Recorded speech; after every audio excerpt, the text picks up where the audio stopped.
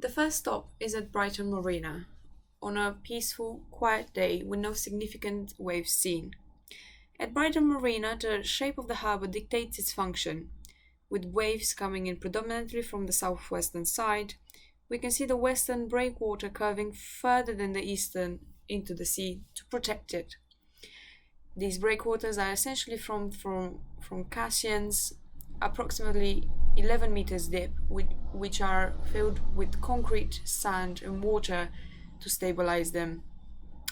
However, due to the occurrence of some southeastern waves, further protection measures can be seen at the mouth of the harbour in the northern and southern directions. Moreover, to dissipate the wave energy before hitting the breakwater, dollars is placed as a further protection measure. Overall, looking at the aerial view, it can be seen that the harbour in itself acts as a groin.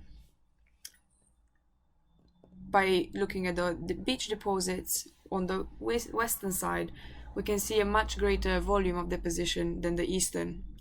A particular structure worth mentioning is the Rhodian School, which stands proudly above a steep cliff, which is protected by a seawall.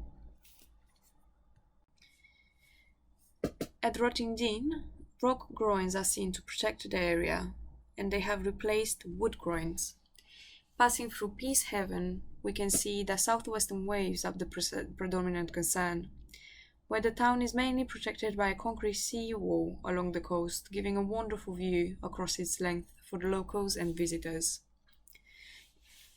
Passing through New Haven, we have seen that this is mainly protected by a western breakwater, which is also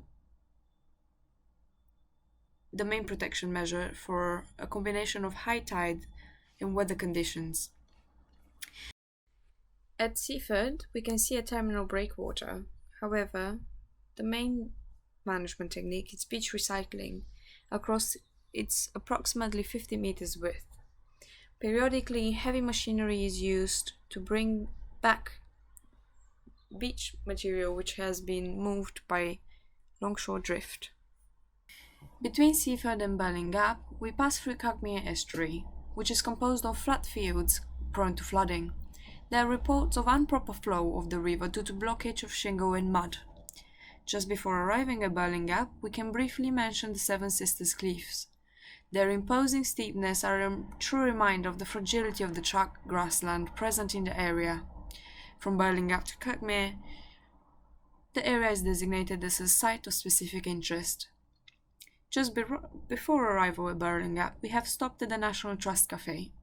The charity National Trust is in partnership with 10 land organizations which work with the local communities to protect the eroding chalk grassland, which gives Burling Gap its unique shape. Here, the beach sediment mix is a representative of the processes taking place. The beach cliffs are being eroded in combination of sea erosion at the bottom and weather condition deterioration.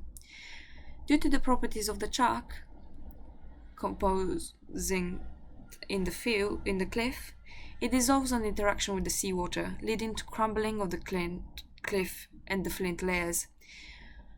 A primary significant consequence of this was the Beltout House lighthouse, which was moved back approximately 17 meters as an emergency measure to avoid its collapse.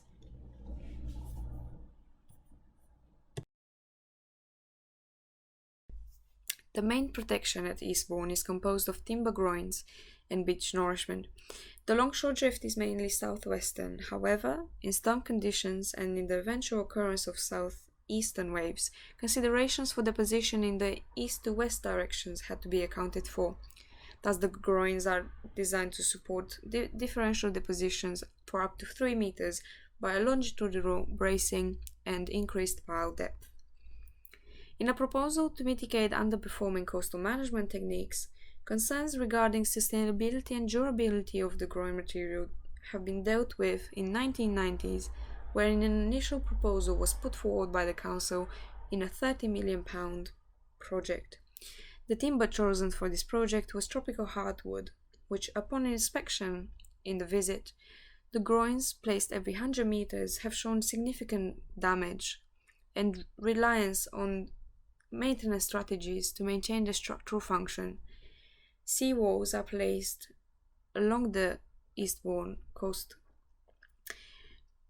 which provide access to the beach and are closed during storm and high tide events to avoid interaction with the current infrastructure. Back by monitoring storm events and the volume of material lost.